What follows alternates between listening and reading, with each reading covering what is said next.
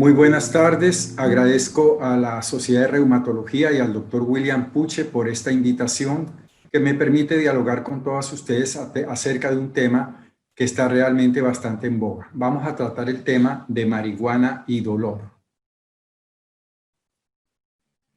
El uso de la marihuana como medicamento no es nada nuevo, es hasta milenario. Las primeras referencias del uso terapéutico de marihuana están en libros chinos como el Neixing Wanting, que tiene 2600 años de antigüedad antes de nuestra era. Allí ya está referenciada la marihuana como su utilización terapéutica. También a nivel de la India, sobre todo el Ayurveda, los textos de la medicina tradicional hindú, también mencionan a la marihuana su utilización terapéutica, y eso es 2000 años antes de Cristo. Y es importante citar algo para los cristianos, que la marihuana está citada en la Biblia. Inclusive los aceites de unción de los primeros cristianos tenían 4 componentes, uno de los cuales en la raíz aramea era el kenesbon, que era el cáñamo, que era marihuana. Si nos vamos ya a principios de nuestra era, este historiador que es Plinio el Viejo, que fue un militar y un historiador romano, de los más importantes, que escribió la famosa Historia Natural, referencia a la marihuana como un medicamento, y el gran Discórides, que es prácticamente el que hizo la primera farmacopea o recopilación de medicamentos, también lo menciona en sus textos. Y Galeno recomendaba la utilización de marihuana, por ejemplo, para dolores de oído. En la Edad Media sabemos que la medicina tuvo un retroceso, se detuvo, pero en los monasterios se practicaba fundamentalmente medicina herbolaria con plantas y utilizaban la marihuana como medicamento. Y los árabes, que fue el grupo más avanzado de la Edad Media, con, por ejemplo, el texto sagrado de la medicina árabe, que es el canon de la medicina de Avicena, allí también está utilizada la marihuana como medicamento. Este personaje en el siglo XIX, que es O'Shaughnessy, es muy importante porque es el británico que vivió en la India, tuvo que ver con el desarrollo de la telegrafía, pero fue quien introdujo la marihuana como medicamento a Occidente. Y este otro doctor y psiquiatra, que es Jean-Jacques Murrow, francés, también utilizó la marihuana, inclusive en algunos procesos mentales. La marihuana era altamente consumida a principios de siglo en los Estados Unidos, pero llegó en 1925 la prohibición del alcohol y también se prohibió la marihuana y siguió como sustancia prohibida en ese país. Es muy importante mencionar a nivel histórico que lo primero que se descubrieron fueron los receptores en los cuales actuaban los fitocannabinoides contenidos en marihuana, tanto el tetrahidrocannabinol como el cannabinol y el cannabidol. Se supo que estas sustancias contenidas en la marihuana actuaban porque se unían a unos receptores, y el primero que se descubrió fue el CB1 por Lisa y Matsuda en 1988. Estas investigaciones realmente tienen bastante tiempo. Y como posteriormente se descubre el CB2, que es otro tipo de receptor para cannabis, pero era lógico pensar que si había receptores allí, tenía que haber sustancias endógenas, ligandos para estos receptores, y es cuando se descubre la anandamida por investigaciones checas y norteamericanas. Estos investigadores le pusieron a este endocannabinoide que todos los seres humanos y mamíferos producimos, anandamida, de una raíz sánscrita que es Ananda, que significa felicidad, porque ellos en ese momento vieron que el agonismo de este tipo de sistema y este tipo de receptores producía euforia y felicidad. Más adelante se descubre el segundo tipo de endocannabinoide, que es el 2-araquinodoilglicerol. Esto lo decimos con toda humildad, pero nosotros contribuimos a todo este debate que se abrió en la década, desde el 2010. Este fue un artículo que El Tiempo me publicó de una página entera acerca de cerebro y marihuana en abril del 2011, y fue un artículo que produjo mucha polémica, pero abrió un debate al respecto de todo esto. Ya en el 2014-15, el senador Juan Manuel Galán presentó un proyecto de ley para la utilización terapéutica de la marihuana, proyecto de ley que fue aprobado, y ya en el 12 de mayo del 2016 el Ministerio de Salud y Protección Social define los requisitos generales y especiales para las licencias de producción y fabricación de derivados del cannabis. En este momento ya tenemos preparados realmente, hechos con todas las buenas prácticas de farmacológica. Y la primera licencia se dio en 28 de junio del 2016 a esta Farmacielo, que es una industria colombo-canadiense. Es importante mencionar esto porque es que al respecto del tema hay demasiada ignorancia y poca información. En este momento los Estados Unidos tienen aprobado la utilización terapéutica en 35 estados de la Unión Americana y en 15 la utilización recreativa, incluyendo su capital, Washington. Y es bueno mencionar que en este momento prácticamente toda Estados Unidos está sembrada en marihuana, siendo uno de sus principales productos agrícolas. Uruguay ya hace algunos años también la legalizó y el gobierno maneja toda la cadena, pues desde sembrarla, comercializarla y distribuirla. Y en Uruguay esto ha servido muchísimo para disminuir todo el narcotráfico que tiene que ver con marihuana. El país del mundo que más sabe de esto es Israel, que lleva décadas investigando la planta y que en este momento la mayoría de hospitales de Israel tienen servicios de marihuana medicinal. Aquí definitivamente estamos, a pesar que, bueno, ya se aprobó la utilización terapéutica, pero se sigue estigmatizando y se sigue hablando de la planta que mata, cuando realmente se le han encontrado propiedades que son muy importantes, sobre todo desde el punto de vista de utilización terapéutica. Hablando del dolor, el dolor es una experiencia completamente personal y creo que los médicos debemos humanizar más el abordaje del dolor, porque a veces minimizamos lo que el paciente nos está manifestando. El dolor tiene causas múltiples y lo importante es que tiene internaciones muy importantes con aspectos psicológicos, culturales, y esto es lo que hace tan difícil la definición del dolor.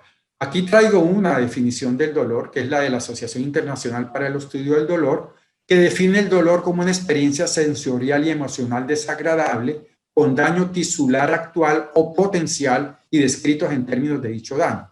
Es una definición que se queda corta porque, por ejemplo, ahí no estaría involucrado el dolor psicógeno en el cual puede o no puede haber daño tisular. Lo más importante es esto. El dolor es lo que el paciente dice que es y punto. Yo no puedo saber cómo es tu dolor de muela. A ti te da un dolor de muela y yo no puedo saber cómo es. Tú eres el que sabes cómo es ese dolor de muela y los médicos debemos humanizarnos más porque a veces minimizamos las experiencias dolorosas de los pacientes. Sabemos que según el tiempo de duración, el dolor agudo dura menos de un mes. Usualmente es causado por estímulos nocivos, ya sean heridas, afecciones cutáneas, en estructuras somáticas profundas o de víscera, y el dolor agudo está relacionado con la enfermedad. Algo anda mal, es como un síntoma de alarma. Y también puede ser beneficioso en el sentido, si hay un daño articular, el dolor hace que el paciente no movilice la articulación porque el movimiento podría hacer un daño mayor y eso limitaría la actividad y en ese sentido sería positivo. El dolor crónico es el más importante de abordaje desde el punto de vista como situación clínica porque tiene profundas implicaciones fisiológicas, psicológicas y conductuales, pero no solo sobre el paciente, sino sobre su núcleo familiar, afecta profundamente la calidad de vida del paciente y en ese sentido y en este contexto podríamos considerar al dolor agudo como un síntoma, mientras que el dolor crónico debe ser considerado prácticamente una enfermedad en sí misma. Estos son los tipos de dolor conocidos por todos, el nociceptivo, el neuropático y el psicógeno. El nociceptivo con sus dos ramificaciones, el somático que puede ser superficial o profundo, superficial sobre todo en piel y profundo en músculos, huesos o articulaciones, y el visceral en vísceras huecas. El dolor neuropático, o sea, ya fuera por el nervio periférico a nivel del sistema nervioso central, y el psicógeno que usualmente se clasifica en psicodinámico o cognitivo-conductual. El dolor nociceptivo aparece cuando hay un estímulo potencialmente dañino para la integridad corporal y se excitan receptores que se llaman nociceptivos. Están originados en cualquier parte del cuerpo que no sea el sistema nervioso central ni nervios periféricos, y el dolor somático sería la excitación de receptores que se encuentran en piel, en músculo, articulaciones y el visceral en receptores de vísceras huecas. El neuropático, resultante de lesiones o alteraciones crónicas en las vías nerviosas, sean periféricas o centrales, con los tres conceptos semiológicos muy importantes: la disestesia, como una sensación dolorosa, quemante o hormigueo; la hiperalgesia, que es una respuesta exagerada a estímulos; y la alodinia, que es la expresión máxima en la cual la percepción de cualquier cosa, hasta soplar al paciente, va a sentir dolor. El dolor psicógeno, pues es más difícil de ubicar, pues lógicamente porque es una experiencia más psicológica y es muy difícil. Está muy relacionado con lo que llamaba Freud los síndromes de conversión, que son transformar síntomas psíquicos en síntomas orgánicos. Usualmente son amplificaciones y distorsiones de impulsos periféricos que pueden ser reales o pueden ser no reales y que son amplificados por el estado psicológico. Como sabemos, está fuertemente asociado a depresión. Las personas con depresión le duelen absolutamente todo y es parte de este cuadro, y eso es un dolor psicógeno. La sinapsis clásica que nos enseñaron en fisiología, donde nosotros tenemos una neurona presináptica y una neurona postsináptica con una hendidura sináptica cuando la miramos en la microscopía electrónica. Entonces hay un potencial de acción que viene en la neurona presináptica y eso degranula unos gránulos que contienen el neurotransmisor que se libera a la hendidura sináptica y se une a un receptor que está en la neurona postsináptica para iniciar un nuevo potencial de acción o algún tipo de acción. Esa es la neurotransmisión clásica.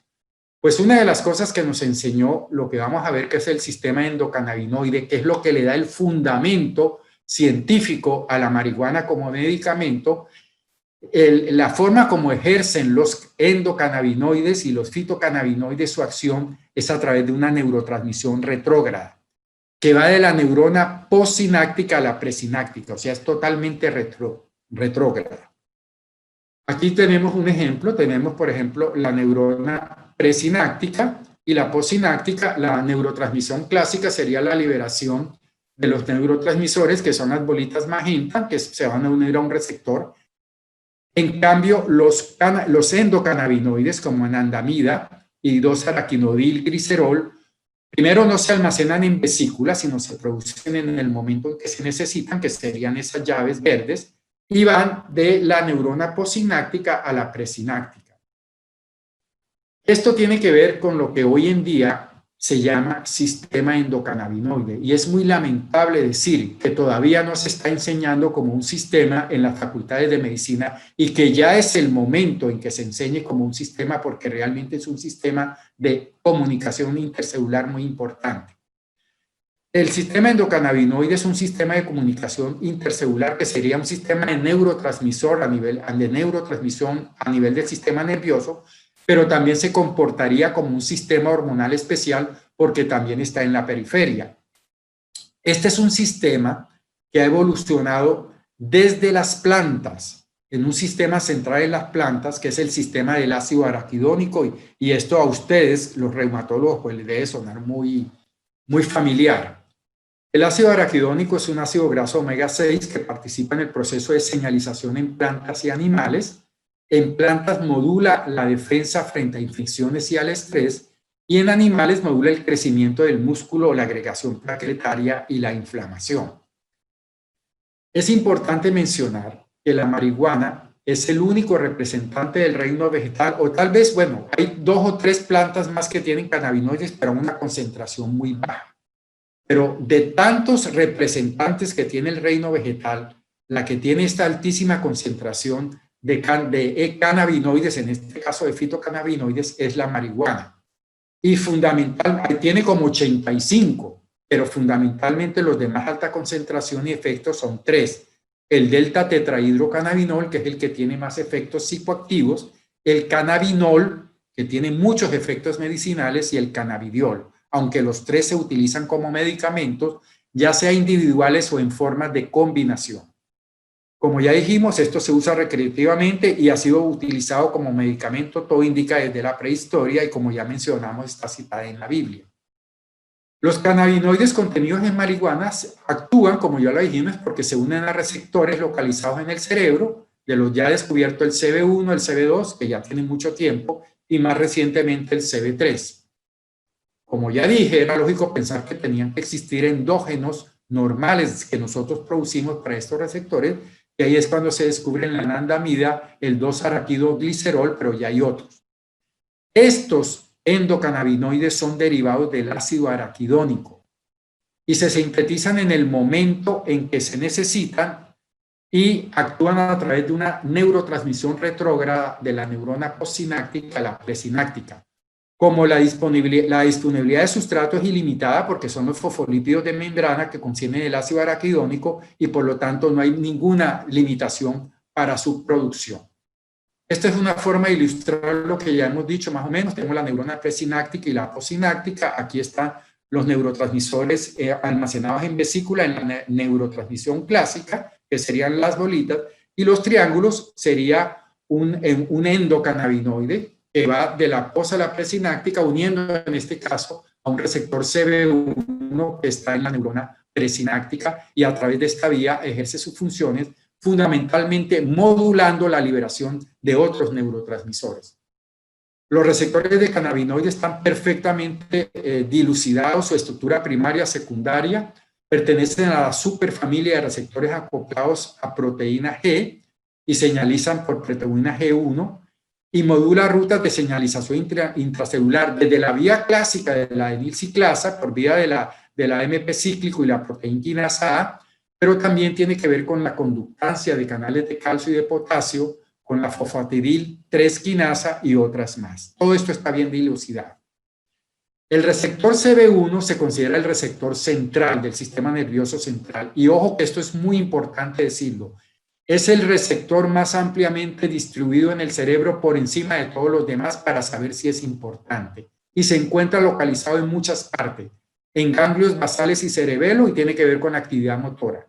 En corteza y hipocampo tiene que ver con memoria y aprendizaje. En la amígdala, la parte del sistema límbico, con las emociones. En el tálamo, percepción sensorial. En el hipotálamo y médula, funciones autonómicas y endocrinas. Y esto es muy importante. Los receptores, sobre todo el CB1 y los otros, no tienen expresión en el tallo cerebral. Por eso es que no hay ningún informe en el mundo de muerte por marihuana por sobredosis, porque las drogas que son letales y producen muerte es porque se expresan en el tallo cerebral y producen depresión respiratoria.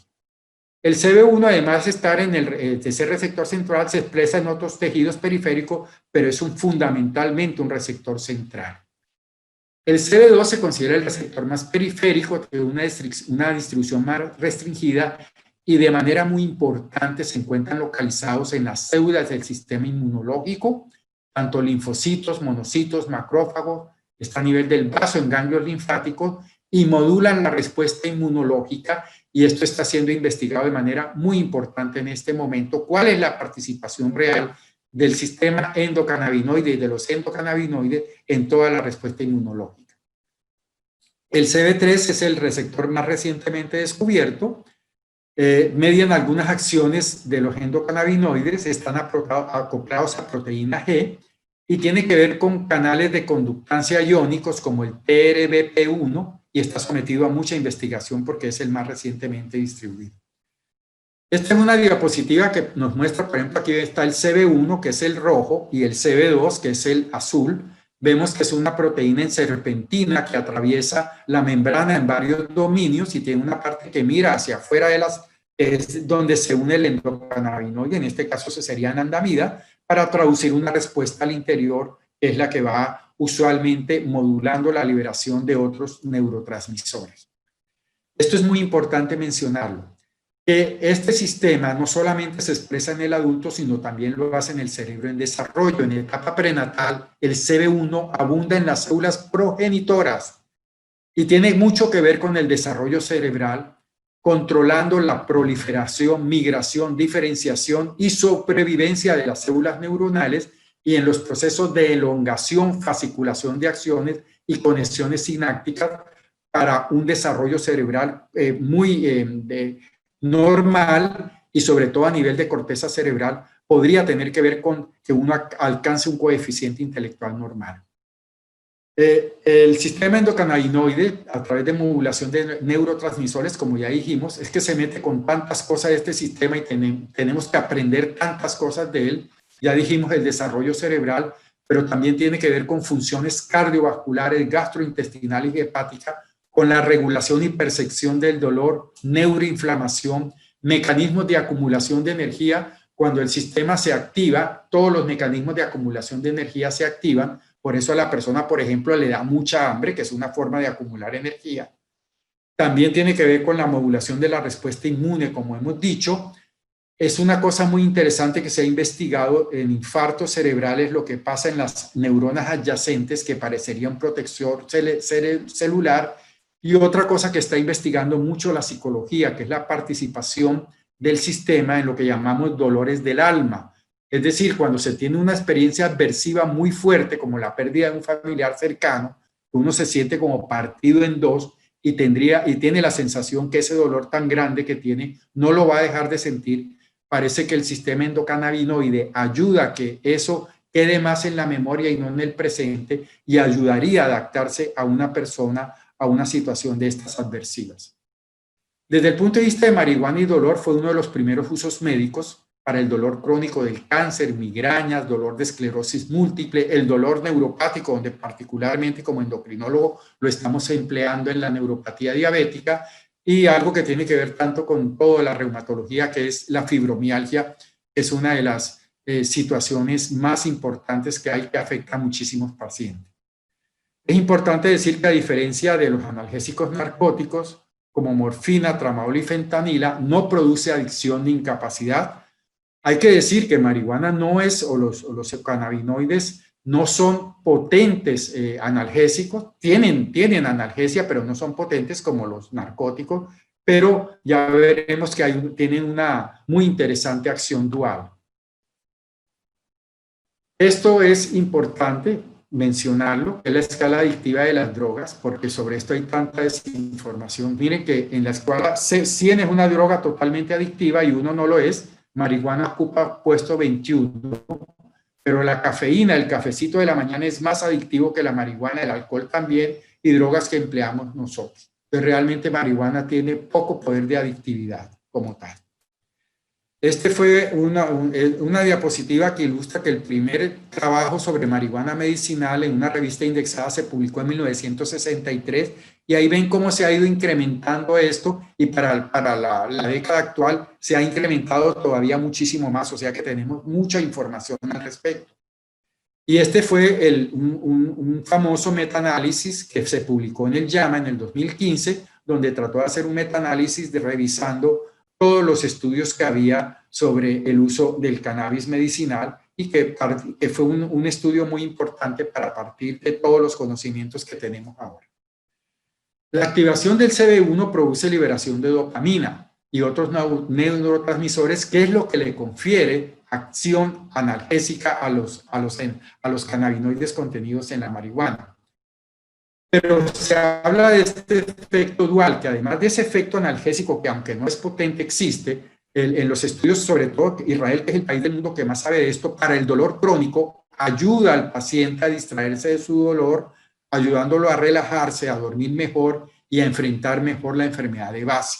Y eso es importante. Estos son algunos estudios, como recordemos que la marihuana medicinal no es fumada. Obviamente los médicos nos oponemos a todo lo que sea inhalación de humo. Es fundamentalmente inhalación de vapor, es oral, sublingual o tópica.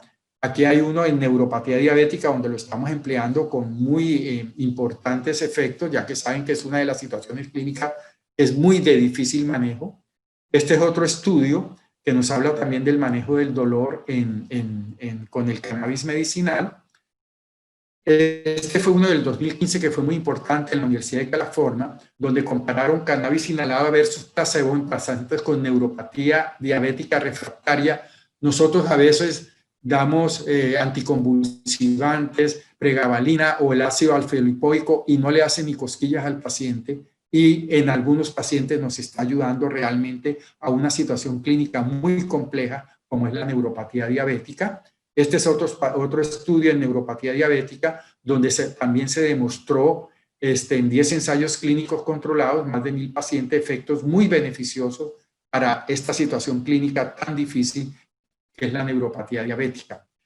Este es un estudio más reciente, del 2017, donde hizo una revisión sobre el cannabis y el dolor, la utilización de cannabis medicinal y el dolor, dando los aspectos positivos en muchas entidades, pero también concluyendo algo muy importante que debemos mencionar de manera importante, que es que como se ha incrementado tanto el uso del cannabis con fines medicinales a todo nivel, internacionalmente, ha surgido la necesidad de comprender bien los riesgos, beneficios de esta terapia para ponerlo en una balanza a ver hacia dónde se inclina, porque todavía hay discusión sobre posibles efectos adversos. Y lo que requerimos son más estudios, más información adicional que respalde o refute la evidencia actual, que es esencial para responder estos interrogantes que todos los profesionales de la salud, incluso los mismos pacientes, tienen. Desde el punto de vista de cannabis medicinal y fibromialgia, y esto es muy importante, quiero mencionar, la medicina basada en evidencia pues es una de nuestras herramientas más importantes que nos permiten utilizar medicamentos en los cuales haya una real evidencia de que sirven para lo que dice el laboratorio que sirve, pero hay un tipo de medicina que se va a imponer mucho hacia el futuro que se llama medicina basada en la narrativa. En la medicina basada en la narrativa, el centro de los estudios va a ser el paciente y su vivencia, y en eso los médicos hemos fallado.